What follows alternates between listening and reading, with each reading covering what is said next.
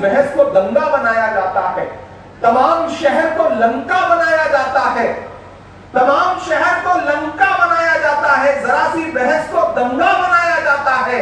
हमें जलाओ ना यारों की वो कपास है हम जिसे मिला के तिरंगा बनाया जाता है। किसी ने कहा कि इमरान साहब ये कौन सी नई पॉलिटिक्स शुरू कर दी आपने, कहां बुनकरों के बीच में जाएंगे, अब आप बुनकरों के नाम पर सियासत करेंगे। तो मैंने कहा भाई बुनकरों के नाम पर सियासत आपने की है, मैं तो काम करने के लिए उनके बीच में जाना चाहता हूं। मुझे बोलने का दूसरा मौका मिला। जब पहला मौका मिला तो मैंने इलाहाबाद यूनिवर्सिटी के बच्चों की फीस का मुद्दा उठाया, जेएनयू के नजीब का मुद्दा उठाया, अलीगढ़ मुस्लिम यूनिवर्सिटी का मुद्दा उठाया, जामिया के बच्चों का मुद्दा उठाया। और जिस दिन मुझे दूसरी बार मौका मिला बोलने का, उस दिन मैं उपराष्ट्रपति महोदय के पास गया और मुझे कहा 0 आवर में मुझे 3 मिनट बोलने के लिए चाहिए, बहुत जरूरी एक मुद्दा है, बड़ी मुश्किल से वक्त मिलता है। जो सुबोध चांद सहाय साहब इस बात को समझते हैं। तो उन्होंने कहा कौन सा ऐसा जरूरी विषय है जिसपे तुम इतना जोर देकर के कह रहे हो कि मुझे समय चाहिए। मैंने कहा नहीं सर मुझे 3 मिनट का समय चाहिए ही चाहिए, मुझे 0 आवर पे बात करनी है। तो बोले कौन से विषय पे बात करोगे। तो मैंने कहा सर मुझे बुनकरों पे बात करनी है। तो बोले ये एक अलग विषय है, इतना इसको 0 आवर में मत उठाओ, कभी जब पार्टी का समय मिले तो उसमें बोलना। मैंने कहा नहीं सर मेरे लिए ये सबसे जरूरी विषय है, मुझे इस पे आवाज उठानी है, मुझे इस पे बोलना है। और जब मुझे 3 मिनट का वक्त मिला तो आपने देखा कि मैंने कोशिश की कि हिंदुस्तान का वो बुनकर समाज जो कृषि के बाद इस देश को सबसे ज्यादा रोजगार देता है, उस बुनकर समाज के बारे में मैंने पूरी कोशिश से, पूरी हिम्मत से, पूरी जुर्रत से हुकूमत की आंख से आंख डाल करके आपकी आवाज उठाई। तब मैं आपके बीच में आया भी नहीं था, हमारा आपसे कोई डायरेक्ट कनेक्शन भी नहीं था, लेकिन मैंने पहले आपकी आवाज उठाई पार्लियामेंट में, फिर आपके बीच में आया हूं, क्योंकि ये मेरा बहुत दिन से ख्वाब था। हुकूमतों ने बहुत साजिश करके, बहुत प्लान करके वो छोटे छोटे उद्योग जो आपके परिवारों में चूल्हा जलाते हैं, जिसकी वजह से, जिन रोजगारों की वजह से, जिन उद्योगों की वजह से आपको किसी के सामने हाथ नहीं फैलाना पड़ता, हुकूमतों ने पूरी साजिश से उसे बर्बाद करने की कोशिश की है और बहुत हद तक कामयाब हुए हैं। मैं महाराष्ट्र से सांसद हूं, मैंने देखा है कि किस तरह से भिवंडी में तकरीबन कोरोना के दौरान 2 लाख से ज्यादा पावर लूम की मशीनें कबाड़ में बिक रही हैं। मैं आज यहां इरबा में खड़ा हूं, मैं 2 तारीख को मालेगांव जा रहा हूं बुनकर सम्मेलन के लिए। मालेगांव में 50,000 से ज्यादा बुनकर उस सम्मेलन में होंगे उस दिन। मैं उनसे बातचीत करने के लिए जा रहा हूं, क्योंकि मेरा मानना है कि वो समाज जो हमारा ही है, वो समाज जहां से उठ करके हम आए हैं, वो समाज जिसकी खुददारी पूरी दुनिया में मशहूर है, वो समाज जो अपना हाथ भीख मांगने के लिए नहीं उठाता बल्कि अपनी उंगलियों के हुनर से धागों से धागे जोड़ता है और लोगों के जिस्मों को लिबास देता है, वो समाज आज बदहाली का शिकार है। और उसकी बहुत सारी वजहें हैं। मैं यहां अपने सारे सियासी साथियों को सुन रहा था, मंत्रियों को भी सुना, विधायकों को भी सुना। देखिए बहुत तकरीरें हो चुकी, अब सिर्फ तकरीरों से काम नहीं चलेगा, तकरीरों से पेट नहीं भरेगा, हमें लड़ना पड़ेगा, अपनों से भी लड़ना पड़ेगा, अपनी सरकार से भी लड़ना पड़ेगा और ये कहना पड़ेगा कि नहीं ये करके देना पड़ेगा आपको, क्योंकि ये हमारा हक है। मैं अभी अनवार साहब से बात कर रहा था। अनवार साहब मैं आपको दावत देता हूं, राहुल जी कल यूएसए जा रहे हैं, अमेरिका जा रहे हैं, उनके प्रोग्राम लगे हुए हैं, वो लौट के आए तो आप एक डेलीगेशन बनाइए बुनकर प्रतिनिधियों का। मैं राहुल गांधी जी से भी आपकी मुलाकात करवाता हूं और उनके सामने बैठ करके अपनी बात रखिए, और जहां हमारी हुकूमतें हैं कम से कम हम वहां इस समाज को इंसाफ जरूर देंगे, हमारी जिम्मेदारी है। मुझे खुशी है कि आपने सतरंगी चादर की बात की, बन्ना गुप्ता जी ने तुरंत ये बात बताई कि रिम्स में ऑलरेडी ये नियम बन चुका है और वहां सप्लाई हो रही है। ये बहुत खुशी की बात है। मैं चाहता हूं कि बन्ना गुप्ता जी के लिए, स्वास्थ्य मंत्री के लिए एक बार जोरदार ताली बजाएं। लेकिन अगली बार मैं ताली बजवाने आपसे और दुआएं दिलवाने एक बार फिर आऊंगा, तब जब राज्य के भी अस्पतालों में, तमाम डिस्ट्रिक्ट अस्पतालों में भी ये योजना लागू हो जाएगी। और लागू हो जाएगी। बन्ना जी को सारे हुनर आते हैं। बन्ना जी जिस दिन सीरियसली चाह लेंगे, कोई रोक नहीं पाएगी, कोई सरकार उन्हें नहीं रोक पाएगी। मैं ये बात जानता हूं। उधर बादल जी बैठे हैं। मैंने पहला ऐसा बादल देखा जो गरजता कम है, बरसता ज्यादा है। कल से उनसे मुलाकात हुई, बड़े सौम्य आदमी हैं। और कल मैंने पहला नेता देखा कि उन्होंने कार्यक्रम में ये कहा कि नहीं, मैं भाषण नहीं दूंगा, मैं सिर्फ सुनने आया हूं। कार्यक्रम और बोकारो में उन्होंने भाषण नहीं दिया। आज जब बैठे थे तो मैंने उनसे कहा कि आप सहकारिता के मंत्री हैं, आप चाहें तो बहुत काम हो सकता है बुनकरों के लिए। और उन्होंने मुझे वहां बैठे बैठे पूरा भरोसा दिलाया कि नहीं, हम जल्द से जल्द अलग से बजट की भी मांग करेंगे और जो टेक्निकल इश्यूज हैं हम अपने सेक्रेटरी से बात करके उसे दूर करने की भी कोशिश करेंगे। दूसरी एक जरूरी बात, मैं माइनॉरिटी डिपार्टमेंट का राष्ट्रीय अध्यक्ष हूं। बंधु जी ने एक बात कही कि माइनॉरिटी डिपार्टमेंट का मतलब सिर्फ मुसलमानों का डिपार्टमेंट नहीं होता। बिल्कुल सच बात है। और बंधु जी, कम से कम मैं जब से आया हूं अल्पसंख्यक विभाग का राष्ट्रीय अध्यक्ष बनके, मैंने इस मिथक को तोड़ा है। हमारे 5 जो राष्ट्रीय उपाध्यक्ष हैं हमारी कमेटी में, उसमें एक जैन है, उसमें एक सरदार है, उसमें एक ईसाई है, और अभी बहुत ढूंढ करके मैं उसमें एक पारसी भी ले आया हूं कि सारे समाजों को प्रतिनिधित्व मिले, सारे समाज साथ में काम करें। और आपको जान के खुशी होगी कि हमने कर्नाटक, जहां अभी हमने चुनाव जीता, वहां हमने माइनॉरिटी डिपार्टमेंट की तरफ से प्रभारी एक जैन को लगाया। अल्पसंख्यक विभाग का प्रभारी एक जैन वहां लगा। और आज सुबह ही हम बोकारो के सरदारों के प्रतिनिधिमंडल से सुबह गेस्ट हाउस में मुलाकात करके तब यहां आए। खड़ा होकर के, क्योंकि मैं अल्पसंख्यक विभाग का अध्यक्ष हूं, तो मैं एक बहुत जरूरी घोषणा करना चाहता हूं। पहली तो ये कि अब्दुल कयूम अंसारी साहब, मौलाना आसिम बिहारी रहमतुल्लाह अलैह साहब और अब्दुल रज्जाक अंसारी साहब, ये जो 3 नाम हैं जो बुनकरों के जज्बात से जुड़े हुए नाम हैं, इन तीनों की जो बरसी होगी और जो यौम पैदाइश का दिन होगा, हमारी कोशिश रहेगी, हमारे विभाग की कोशिश रहेगी कि तमाम सोशल प्लेटफॉर्म पर उनकी बरसी और उनके यौम पैदाइश के मौके पर खिराज अकीदत के लिए एक सोशल मीडिया पे पोस्ट भी जाए और उन्हें याद भी किया जाए। और सबसे जरूरी बात, हम आज अब्दुल रज्जाक साहब के बारे में इतना कुछ सुन चुके हैं, इतना पहले मुझे भी नहीं मालूम था, बहुत सारी उनकी खूबियां, उनके किए गए काम। तो मैं अनवार साहब, आपको भी और आपके दोनों बड़े भाइयों को भी ये दावत देता हूं कि आने वाली जो 24 जनवरी है, आप ये देखेंगे कि हमारा डिपार्टमेंट दिल्ली में उनकी याद में अच्छा प्रोग्राम आयोजित करेगा और आप उसमें बतौर मेहमान आइएगा। बस हम आयोजित करेंगे। विनत रहमानी जी, उमैर साहब, शहनवाज शेख साहब, यहाँ 2 भारत यात्री भी बैठे हुए हैं। आपके प्रभारी जो हैं उमैर खान साहब, और उनके साथ दिल्ली के जो हमारे प्रभारी आए हुए हैं शहनवाज शेख साहब, ये दोनों लोग भारत यात्री थे। ये कन्याकुमारी से कश्मीर तक राहुल गांधी जी के कंधे से कंधा मिलाकर चले थे।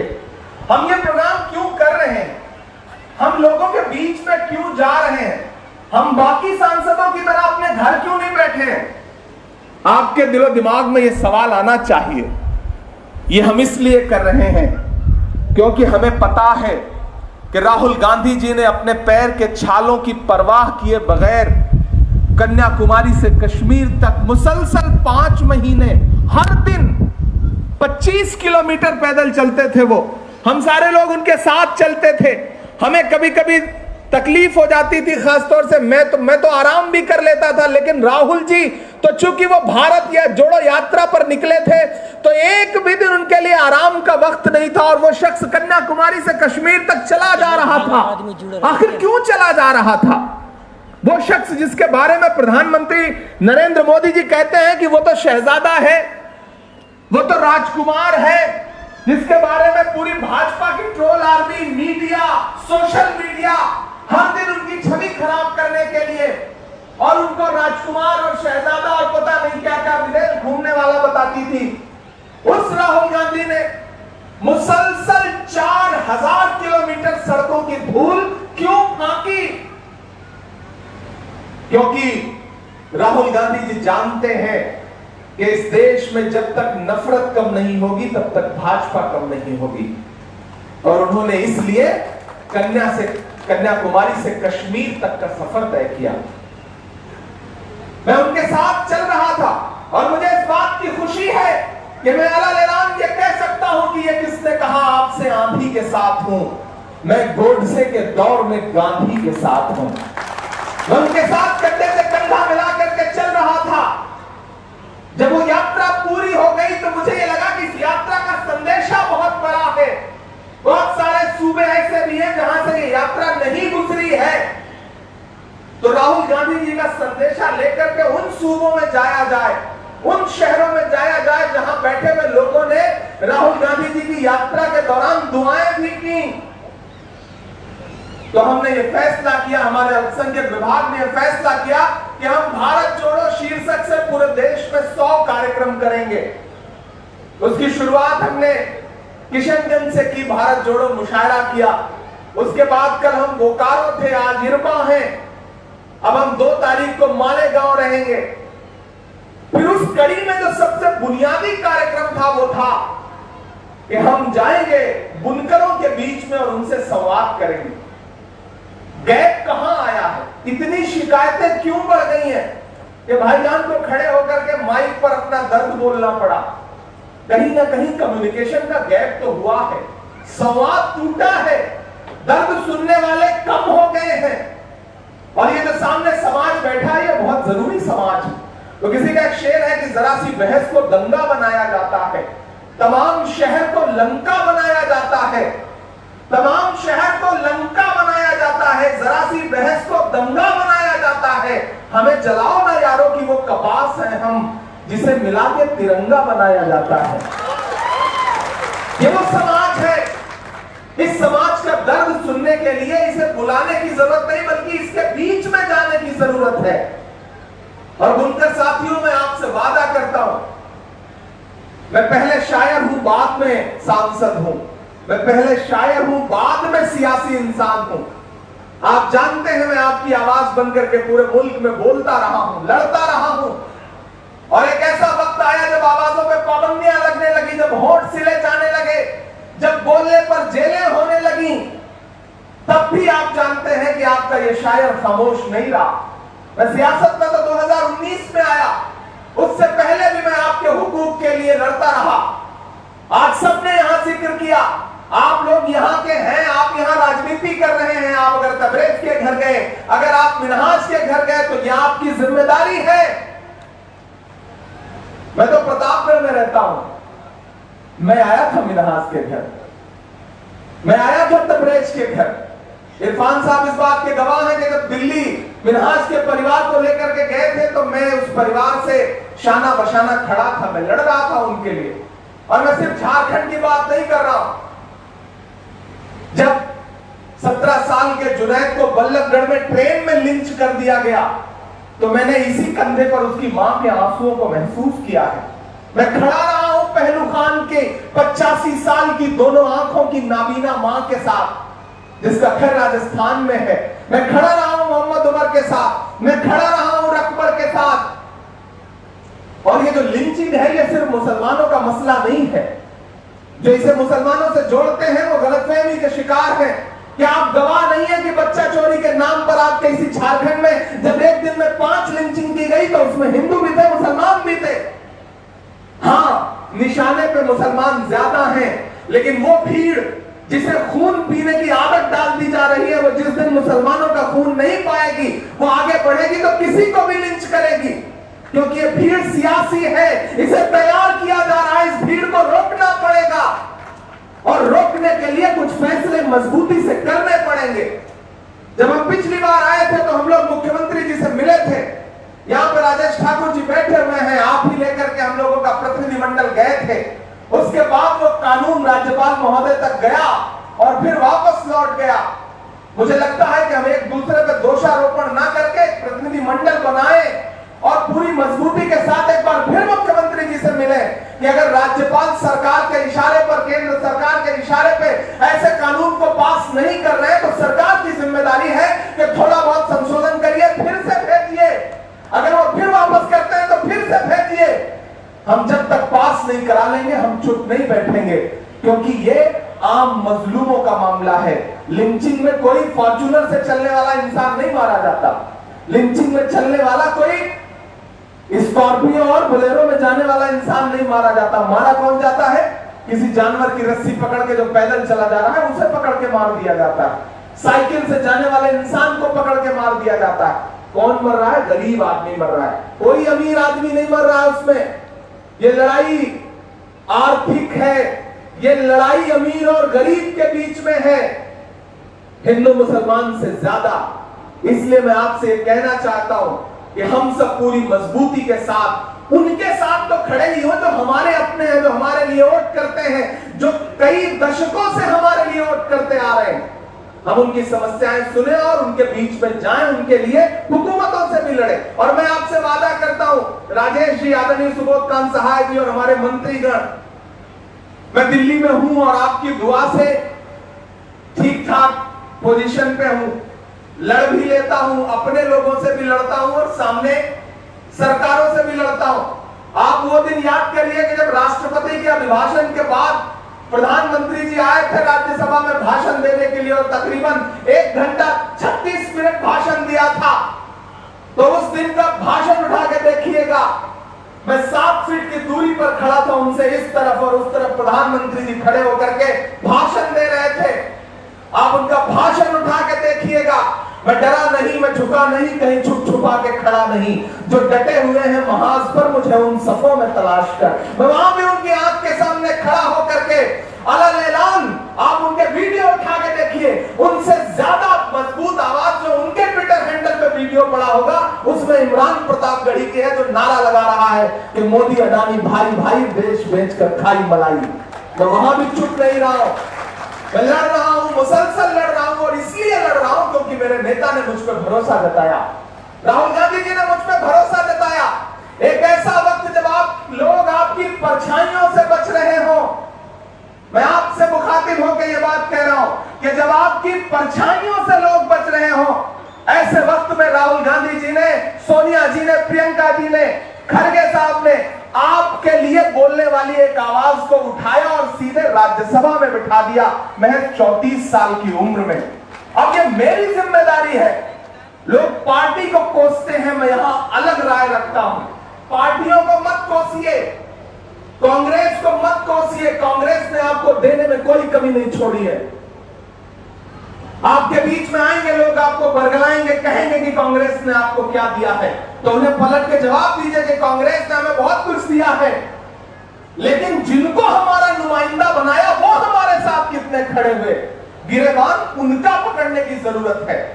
लोग पूछे कि कांग्रेस ने क्या दिया है, तो बताइए कि वो कांग्रेस ही है जिसने डॉक्टर जाकिर हुसैन को इस देश का राष्ट्रपति बनाया। वो कांग्रेस ही है जिसने फखरुद्दीन अली अहमद साहब को इस देश का राष्ट्रपति बनाया। वो कांग्रेस ही है जिसने मौलाना अबुल कलाम आजाद साहब को इस देश का पहला शिक्षा मंत्री बनाया।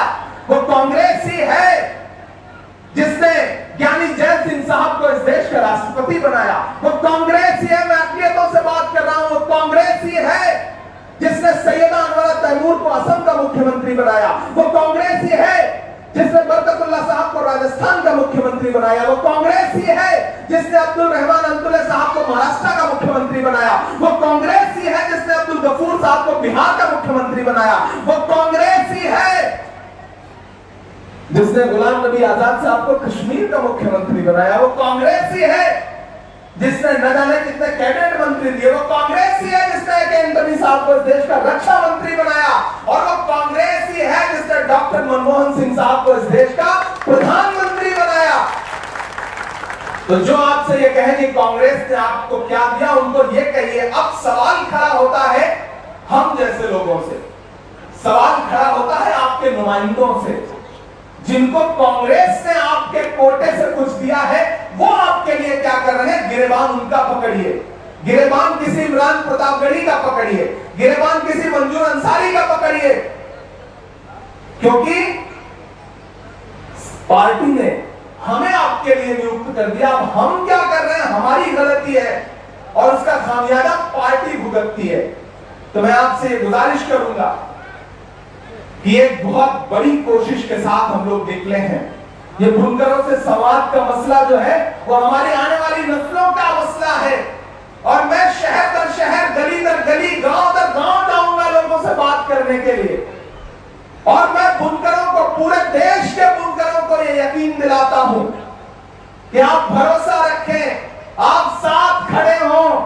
आपके लिए दिल्ली में बैठी हुई सरकार से भी लड़ेंगे और जिन राज्यों में हमारी सरकार है वहां भी अपनी सरकारों से भी लड़ करके आपके हक के लिए खड़े नजर आएंगे। ये हमारा आपसे वादा है। और इस कोशिश में, इस मुहिम में मैं आपके बीच के अनवार साहब की मदद लेता रहूंगा, क्योंकि बुनकरों में इनकी बड़ी कबूलियत है। और मैं चाहूंगा कि देश भर में बुनकरों के बीच में हम जितने भी भारत जोड़ो बुनकर संवाद करें, उसमें अनवार साहब की कहीं ना कहीं शिरकत हो। ये आए, हमारे मंजूर साहब आए, आप सब मिलकर आवाज उठाएं तो कुछ चांद पे रोक पड़े। मैं तन्हा जुगनू हूं, मेरे चिल्लाने से क्या होगा। आप सबको हमारे साथ आना पड़ेगा, क्योंकि आपके वालिद ने जो कुर्बानी दी है, उस कुर्बानी का रत्ती भर भी अगर हमने आपने कर लिया तो आने वाले दिनों में बुनकरों के लिए हम वो तारीखी काम करेंगे कि नस्लें याद रखेंगी। मेरे भाइयों, मेरी आपसे इतनी गुजारिश है कि यूपीए की सरकार ने आपके लिए बहुत काम किया। जब मुझे बुनकरों में बोलना था तो मैंने बड़ा रिसर्च किया, मैंने बड़ा पढ़ा, तो मैंने ये पाया कि यूपीए की सरकार ने आपके लिए बहुत सारे काम किए। सब्सिडी, आपको कैपिटल सब्सिडी इतनी शानदार दी, लेकिन इस सरकार ने वो कैपिटल सब्सिडी खत्म कर दी। तो इस तमाम मसले का एक हल है कि दिल्ली की जो हुकूमत है उसे बदलिए। 2024 में यूपीए की सरकार बनाइए, राहुल गांधी जी को इस देश का प्रधानमंत्री बनाइए। और उसके बाद बुनकर समाज के जो साथी हैं, अगर उनका काम ना हो तो सबसे पहला गिरेबान मेरा पकड़ना, ये मैं आपसे वादा कर रहा हूं और मैं आपको खड़ा मिलूंगा। आपने बहुत सारे भाषण सुने हैं बहुत देर से, मैं बहुत ज्यादा भाषण आखिर में कुछ नहीं सुनाऊंगा। 2-3 चीजें जो मुझे कहनी थी। एक, मौलाना साबिर साहब ने यह कहा कि खादी वस्त्रों पर जीएसटी नहीं है। यह बहुत बुनियादी मुद्दा है और जुलाई में पार्लियामेंट शुरू होगी। मैं आपसे वादा करता हूं कि अगले सत्र में मौलाना साबिर साहब की यह बात और जमील अख्तर साहब की बुनकर आवास योजना वाली बात, ये दोनों बातें पूरी मजबूती के साथ पार्लियामेंट में खड़ा होकर के उठाऊंगा। जिस दिन वीडियो आएगा, जिस दिन आप सुन लीजिएगा टीवी पर कि इमरान प्रतापगढ़ी ने पार्लियामेंट में खड़े होकर के पूरी मुस्तैदी और मजबूती के साथ बुलंद आवाज में अलग ऐलान आपकी आवाज उठाई है, उस दिन फिर मुझसे कहिएगा कि हाँ इमरान, तुम जो वादा करके गए थे वो सच्चा वादा करके गए। मैं सियासत में बहुत थोड़े दिन से हूं, मैं महज 4 साल से सियासत में हूं। 2019 में आया राहुल गांधी जी के कहने के बाद। मैं अपनी दुनिया में बड़ा खुश था, शोहरतें, मोहब्बतें, थोड़ा बहुत पैसा भी मिल जाता था, प्यार था और फ्री स्टाइल मामला था। सारी पार्टियों के प्रोग्राम में चले जाओ, नेताओं पे चुटकुले भी सुना दो, मजे भी ले लो, कुछ भी कह दो। लेकिन एक वक्त के बाद मुझे वो दिन याद है कि जब मैं राहुल गांधी जी से मिला तो 2-3 मुलाकातों के बाद उन्होंने मुझसे कहा कि इमरान, तुम जिन मुद्दों पर नज़्में पढ़ते हो, तुम अगर नजीब की मां के आंसुओं पर नज़्म करते हो तो सोचते हो कभी कि इनका हल कैसे निकलेगा? तो मैंने कहा कैसे निकलेगा? तो उन्होंने कहा पंखे, कोई बात नहीं, सामान्य सी बात है। मैं इतनी शराफत से बोल रहा हूं फिर भी पंखे में आग लग रही है, तो हम क्या करें? हम तो बिल्कुल शोला बयानी नहीं कर रहे हैं। हम तो कहते हैं तो कई जगह जलन तो होती ही है, तो अगर पंखे में जलन हो रही है तो कोई बड़ी बात नहीं, ये सब तो चलता रहेगा, ये सिलसिला चलता रहेगा। तो उन्होंने कहा कि अगर इन मुद्दों के हल निकालना चाहते हो तो उसके बारे में, बुनियादी चीजों के बारे में सोचो। तो मैंने कहा राहुल जी, हल कैसे निकलेगा? उन्होंने कहा हल निकालना है तो सियासत में आओ, सियासत को अच्छे लोगों की जरूरत है। और मैं सलाम करता हूं अपने उस नेता को जो पूरे मुल्क में उसने इस बात की परवाह नहीं की कि कौन उसके साथ चल रहा है, कौन छोड़ के चला जा रहा है। उसने इस बात की परवाह नहीं की कि कौन नाराज है, कौन खुश है, कौन गद्दारी कर रहा है, कौन वफादारी कर रहा है। वाला ऐलान चलता रहा, बीच में बहुत सारे बड़े बड़े चेहरे छोड़ के चले गए। कोई सिंधिया छोड़ के चले गए, कोई जतिन प्रसाद छोड़ के चले गए, कोई आपके यहाँ के पूर्व प्रभारी थे वो छोड़ के चले गए। मीडिया के मुझसे किसी साथी ने कहा कि इमरान साहब, राहुल जी तो इस मुद्दे पर कुछ नहीं बोलते हैं, आप क्या कहते हैं? तब मैंने कहा था कि कांटे गुल के साथ नहीं चल सकते हैं, बुज़दिल घुल के साथ नहीं चल सकते हैं। रास्ते में जो छोड़ गया उसे जाने दो, सब राहुल के साथ नहीं चल सकते हैं। ये मुश्किल वक्त है, ये जमहूरियत को बचाने का वक्त है, ये आईन को बचाने का वक्त है। देश में दो ताकतें हैं, एक ताकत वो जो है जो ये सोचती है कि ये देश गोडसे की विचारधारा से चलेगा, और एक तरफ वो लोग बैठे हैं जो ये कहते हैं कि नहीं, ये देश चलेगा तो डॉक्टर बाबा साहब भीमराव अंबेडकर के संविधान से चलेगा, ये देश चलेगा तो महात्मा गांधी के देखे गए सपने से चलेगा। जो ये सोचते हैं कि ये देश चलेगा तो पंडित जवाहरलाल नेहरू के उसूलों से चलेगा, जो ये सोचते हैं कि ये देश चलेगा तो मौलाना आजाद के ख्वाबों से चलेगा। हमें चुनना है कि हम उस तरफ खड़े हैं या हम इस तरफ खड़े हैं। मैं इस तरफ खड़ा हूं, आपको फैसला करना है कि आप कहां खड़े हैं। लड़ाई मुश्किल है लेकिन असंभव नहीं है, नामुमकिन नहीं है। अभी अभी कर्नाटक में हमने मुमकिन करके दिखाया है। आपने देखा होगा प्रधानमंत्री जी अपने मेयाद से नीचे जाकर के तकरीरें कर रहे थे, नारे लगा रहे थे, लेकिन एक अकेला राहुल गांधी खड़ा था पूरे जोश और जज्बे के साथ, और उस अकेले शख्स की मोहब्बत के नारे ने कर्नाटक में भारतीय जनता पार्टी के हर नाटक को खत्म कर दिया। भाजपा हारी, और हारने का जो सबसे बड़ा जो पहला चोट उन्होंने मारा तो 2000 का नोट बंद किया। जब खींचे तो जब नाराज हुए तो 2000 का नोट बंद कर दिया। उन्होंने भी सोचा कि जो नोट जो है हमारे काम नहीं आया चुनाव में, उसको बंदी कर देना चाहिए। अब 2000 नोट की हालत जो है वो अडवाणी जी जैसी हो गई है, चलन में तो रहेगा लेकिन प्रभावी नहीं रहेगा। 2000 का नोट उन्होंने बंद कर दिया। कर्नाटक जीत की मुबारकबाद आपको। कर्नाटक की जीत ने इस मुल्क को एक दिशा दी है, एक पैगाम दिया है, और वो पैगाम ये है कि नफरतें कितना भी शोर मचाएं, लेकिन अगर मोहब्बत का पैगाम लेकर के एक अकेला शख्स भी निकलता है तो लाखों लोग उसके पीछे खड़े हो जाते हैं, और वो राहुल गांधी बनकर के इस देश में मोहब्बत के अलम को लहराता है और नफरत को आखिरकार हारना पड़ता है। आज कर्नाटक हारे हैं। आज राहुल जी ने आईसीसी में मीटिंग के बाद में भी बैठा था तो मैंने उनका बयान सुना। उन्होंने कहा कि हम कर्नाटक जीते हैं, आने वाले दिनों में मध्य प्रदेश का चुनाव है, और सब सुन लें कि हम मध्य प्रदेश में 150 सीट जीत करके सरकार बनाने जा रहे हैं। अब राहुल जी ने कह दिया है तो फिर कह दिया है, हम लोगों को एक नया टास्क भी दे दिया है। मैं महाराष्ट्र से सांसद हूं। आने वाले दिनों में जब महाराष्ट्र में चुनाव होगा, जहां लूट करके इन्होंने लोकतंत्र को सरकार बनाई है, तो आप वहां भी देखेंगे कि वहां भी इनका सुपड़ा साफ होगा। और फिर जो लोकसभा का चुनाव है, आप सबको मैं जानता हूं, आप बुनकर समाज के लोग हैं, आप रहते इरबा में हैं, कोई रहता मालेगांव में है, कोई रहता भिवंडी में है, कोई रहता टांडा में, कोई रहता है बनारस में, कोई रहता है मऊ में, कोई रहता है मुबारकपुर में, कोई रहता है इचलकरंजी में, कोई रहता है त्रिची में, कोई रहता है गुंटूर में। मैं जानता हूं आप रहते भले अलग अलग जगह पर हैं, लेकिन जिस तरह से धागे से धागा जुड़ा होता है, उसी तरह से आपका मोहब्बतों का एक धागा है जो आपस में जुड़ा हुआ है।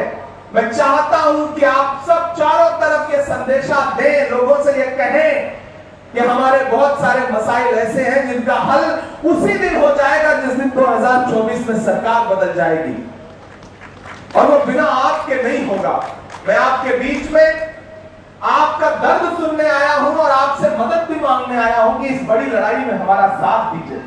आपके पुरखों ने, आपके बुजुर्गों ने, अब्दुल रज्जाक साहब ने जब जंग आजादी की लड़ाई लड़ी तो कुछ सपने देख करके लड़ी ना, उस आजादी को बचाने की लड़ाई लड़नी है हमें, तो अपने उन बुजुर्गों की कुर्बानियों को याद करके हमारे साथ खड़े हुए। मुझे पूरा यकीन है कि आप सबका साथ मिलेगा तो हम आने वाले दिनों में कुछ बेहतर कर पाएंगे। बन्ना जी ने, बादल साहब ने जो वादे किए हैं, जल्दी ही उसका असर दिखेगा। और जब असर दिखेगा तो अनवर साहब इन दोनों मंत्रियों के सम्मान में कार्यक्रम आयोजित करिएगा, मैं उसका हिस्सा बनने जरूर आऊंगा, ये मैं आपसे वादा कर रहा हूँ। जाते जाते आखिर में एक नज्म सुना दूं, नहीं आप कहेंगे कि मैंने बहुत भाषण सुना दिया, इसमें शायरी बिल्कुल नहीं सुनाई। मैं नहीं सुनाऊंगा तो मुझे भी लगेगा कि कुछ अधूरा रह गया, कुछ प्यासा सा रह गया। मैं एक छोटी सी नज्म आपको सुना देता हूँ। आपने ज्यादातर चीजें सुन ली है, लेकिन आज अच्छा माहौल है, रैली जैसा माहौल नहीं है और मुशायरे जैसा भी नहीं है, बल्कि ऐसा लग रहा है कि वाकई संवाद का एक अच्छा कार्यक्रम चल रहा है। तो इस कार्यक्रम में मैं पहले 4 मिसरे पढ़ता हूं, फिर उसके बाद एक गजल के 2-3 शेर आपको सुनाता हूं। जब मैं इस तरह से लोगों के बीच में जा रहा हूं तो लोग मुझसे कहते हैं कौन सा अच्छा दिन तलाशने आप निकले हो भाई। तब मैं उनसे सरकार से कहता हूं कि मोहब्बत भाईचारे के दीवाने दिन ही लौटा दो, मोहब्बत भाईचारे के। अभी तक आप संवाद में बैठे थे, थोड़ी देर मेरे रंग में आ जाइए। उधर जो पीछे लोग बैठे हैं उनकी भी शिरकत हो। थक तो नहीं है आप? इरवा के लोग इतनी जल्दी तो नहीं थकते होंगे, झारखंड के लोग इतनी जल्दी कहां थकते हैं। मुझे एक बार एक शख्स ताली बजा करके वो माहौल देखेगा, 2-4 मिनट आपको थोड़ी चाहिए। मोहब्बत भाईचारे के दीवाने दिन ही लौटा दो, वो सस्ती दाल सब्जी के सुहाने दिन ही लौटा दो, वो सस्ती दाल सब्जी के सुहाने दिन ही लौटा दो। ये अच्छे दिन तो अंबानी अडानी को मुबारक हो, हमें ऐसा करो साहिब पुराने दिन ही लौटा दो, हमें ऐसा करो साहिब पुराने दिन ही लौटा दो। और किसी साथी ने आते हुए कहा था कि कल आपने जो कर्नाटक वाला एक नज्म सुनाई थी, उसका एक बंद जरूर सुना दीजिएगा। मैं सुना देता हूँ, इधर भी जो साथी खड़े हैं आप सब की भी शिरकत हो थोड़ी सी। कि हर भारतवासी की चाहत जीत गई कर्नाटक में, जीत गई कर्नाटक में। मेरे साथ जुड़ेंगे तो और जुनून से जोश से सुना सकूंगा कि हर भारतवासी की चाहत जीत गई कर्नाटक में, जीत गई कर्नाटक में। हर भारतवासी की चाहत जीत गई कर्नाटक में, नफरत हारी और मोहब्बत जीत गई कर्नाटक में। हर भारतवासी की चाहत जीत गई कर्नाटक में, जीत गई कर्नाटक में। जब कन्याकुमारी से चले थे हम लोग तो टेम्परेचर जो था वो 35 डिग्री, 32 डिग्री, 38 डिग्री, और जब हम कश्मीर पहुंचे थे तो -4 डिग्री, 5 डिग्री। लेकिन कन्याकुमारी से कश्मीर के बीच में सब कुछ बदलता रहा, लेकिन एक चीज नहीं बदली, और वो था राहुल गांधी जी का लिबास।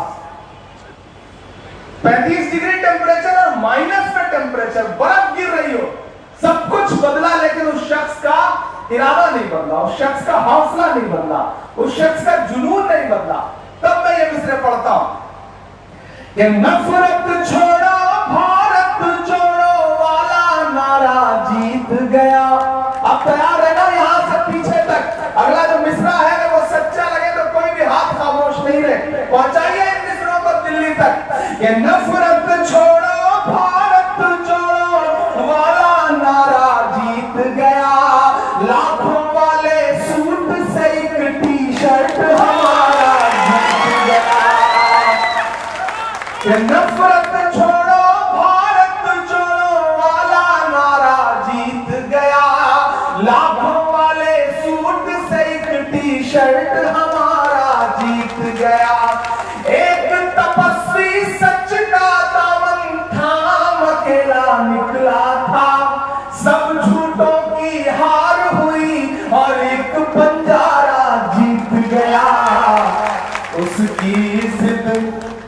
उसकी जिद और उसकी बगावत जीत गई कर्नाटक में। नफरत हारी और मोहब्बत जीत गई कर्नाटक में। हर भारत वासी की चाहत जीत गई कर्नाटक में, जीत गई कर्नाटक में। मैं देखा उस शख्स के किरदार को करीब से, उनके बारे में बहुत नैरेटिव बनाया जाता है, लेकिन वो उससे बिल्कुल अलग और एक जिद है। वो जिद ही है कि उस आदमी को पार्लियामेंट से डिस्क्वालीफाई कर दिया गया, घर से निकाल दिया गया, लेकिन वो आज भी खड़ा होकर के नरेंद्र मोदी जी की आंख से आंख मिला के पूछ रहा है कि बताओ अडानी की कंपनी में जो 20,000 करोड़ लगे हैं वो किसके हैं। ये हिम्मत है राहुल गांधी की। कभी किसी बुजुर्ग ने मुझसे कहा था कि कागज में जब आग लगती है तो सादे कागज जल्दी जल जाते हैं, लेकिन जिन कागजों पर कुछ लिखा होता है वो एहतजाज करते हुए जलते हैं। तो मैं जानता हूं कि राहुल गांधी की रगों में जो खून दौड़ रहा है वो कुर्बानियों वाला खून है, वो राजीव जी का खून है, वो इंदिरा जी की नस्ल का खून है, वो पंडित जवाहरलाल नेहरू जी का खून है। इसलिए वो जल्दी झुकने वाला और डरने वाला शख्स नहीं है। मैं एक आखिर में आप छोटी सी नज्म आपको और सुनाता हूं, आप बहुत अच्छा सुन रहे हैं। भारत जोड़ो सम्मेलन। मुझसे किसी ने कहा एक दिन, अलग अलग राजनीति करने वाले लोग, अनवर साहब के पास भी ऐसे फोन आते होंगे, मुझे भी आते हैं। किसी ने कहा कि इमरान साहब ये कौन सी नई पॉलिटिक्स शुरू कर दी आपने, कहां बुनकरों के बीच में जाएंगे, अब आप बुनकरों के नाम पर सियासत करेंगे। तो मैंने कहा भाई बुनकरों के नाम पर सियासत आपने की है, मैं तो काम करने के लिए उनके बीच में जाना चाहता हूं। मैं चाहता हूं कि उनके बीच में जाऊं और उनको सुनूं। मुझे याद आता है जंगल में आग लगी थी, जंगल के सारे जानवर जंगल छोड़ के भाग रहे थे। एक नन्ही सी गौरैया जो छोटा सा परिंदा होता है वो अपना जलता हुआ आशियाना देख रही थी और उसकी आंख में आंसू थे। एकाएक उसके अंदर पता नहीं कहां से हिम्मत आई, वो उड़ के पड़ोस के एक तालाब पर गई और तालाब में जो अपनी चोंच में जितने बूंद पानी भर सकती थी, 2 बूंद 3 बूंद, उसने अपनी चोंच में वो पानी भरा और उड़ करके दहकती हुई आग के ऊपर आई जंगल के और उस चोंच का पानी छोड़ दिया। फिर गई और फिर 2 बूंद पानी लेकर आई, दहकती हुई आग के ऊपर छोड़ा, फिर गई, फिर तालाब से पानी लेकर आई। ये करते करते जब वो बहुत थक गई तो पड़ोस का एक जंगल था, उसकी डाल पर बैठ के सुस्ताने लगी। तो वहां बैठे हुए अजगर ने उससे कहा, क्यों नहीं गौरैया, तुझे क्या लगता है तेरे 2 बूंद पानी से जंगल की इतनी बड़ी आग बुझ जाएगी? तो गौरैया के जवाब को इमरान प्रतापगढ़ी का जवाब समझना, अनवर का जवाब समझना। गौरैया ने कहा, मुझे यह पता है कि मेरे 2 बूंद पानी से शायद जंगल की इतनी बड़ी आग का कुछ ना बिगड़े, लेकिन उससे भी बड़ी बात मुझे यह पता है कि जब आने वाली सदियों में जंगल का इतिहास लिखा जाएगा तो मेरा नाम आग लगाने वालों में नहीं बल्कि आग बुझाने वालों में लिखा जाएगा। हम उस कोशिश के तहत निकले हैं, हम उस कोशिश के तहत आपके बीच में आए हैं। हमारी कोशिश है भारत को जोड़ने की, हमारी कोशिश है एक एक दिल तक पहुंचने की। और हमें पता है कि वो तबका जो सबसे ज्यादा मुतासिर है, जो जीएसटी की मार झेल रहा है, जो धागे की मार्केट है उसमें जो फ्लक्चुएशन है उसकी वजह से जो बर्बाद हो रहा है, जो नेपाल बांग्लादेश के रास्ते, चाइना के रास्ते जो डंपिंग हो रही है यहाँ पर, उसकी मार झेल रहा है। उस बुनकर उद्योग को बचाने के लिए कुछ सरकरे लोगों को निकलना पड़ेगा, बात रखनी पड़ेगी, कुर्बानी देनी पड़ेगी। इंशाअल्लाह आने वाले वक्त में उसका हल भी निकलेगा। मैं आखिर में एक नज़्म आपको सुना करके फिर आपसे विदा लेता हूं। मैं कुछ फैसला नहीं कर पा रहा हूं कि मैं आपको कौन सी नज़्म सुनाऊं। मैं उत्तर प्रदेश से आया हूं, बहुत सारे जख्म, बहुत सारे दर्द आप सब हर दिन देखते भी रहते हैं। मैं आखिर में नजीब वाली सुनी, अच्छा कौन सा, चलिए मैं खुद फैसला नहीं कर पा रहा हूं कि मैं आपको वाकई क्या सुनाऊं। मैं सुना देता हूं। आवाम का है, किसान का है, सवाल लोगों की जान का है। आवाम का है, किसान का है, सवाल लोगों की जान का है जो भी शामिल है, जो भी शामिल है, जो भी कातिल उन्हीं सनद रहे हम हिसाब लेंगे, सनद रहे सब हिसाब लेंगे, सनद रहे हम हिसाब लेंगे। जमहूरियत को कुचलने वाला ये काम तेरा नहीं चलेगा। शायर का तेवर बोल रहा है इशारों में कि जमहूरियत को कुचलने वाला ये काम तेरा नहीं चलेगा। यहाँ पे हिटलर मुसोलिनी सा निजाम तेरा नहीं चलेगा। गुरूर वाली नुमाइशों से तुम्हारी हर एक साजिशों से, तुम्हारी जेलों की ऐसी तैसी डराओ मत आजमाइशों से।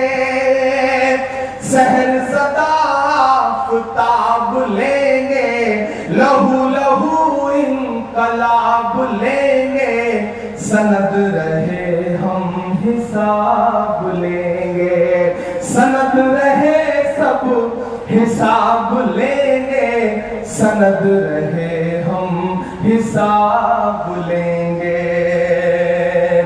क्या सुना था कि बेहद सुनहरी है दिल्ली, समंदर सी खामोश गहरी है दिल्ली। सुना था कि बेहद सुनहरी है दिल्ली, समंदर सी खामोश गहरी है दिल्ली। मगर एक माँ की सदा सुन न पाए तो लगता है गूंगी है बहरी है दिल्ली। वो आंखों में अश्कों का दरिया समेटे, वो उम्मीद का एक नजरिया समेटे।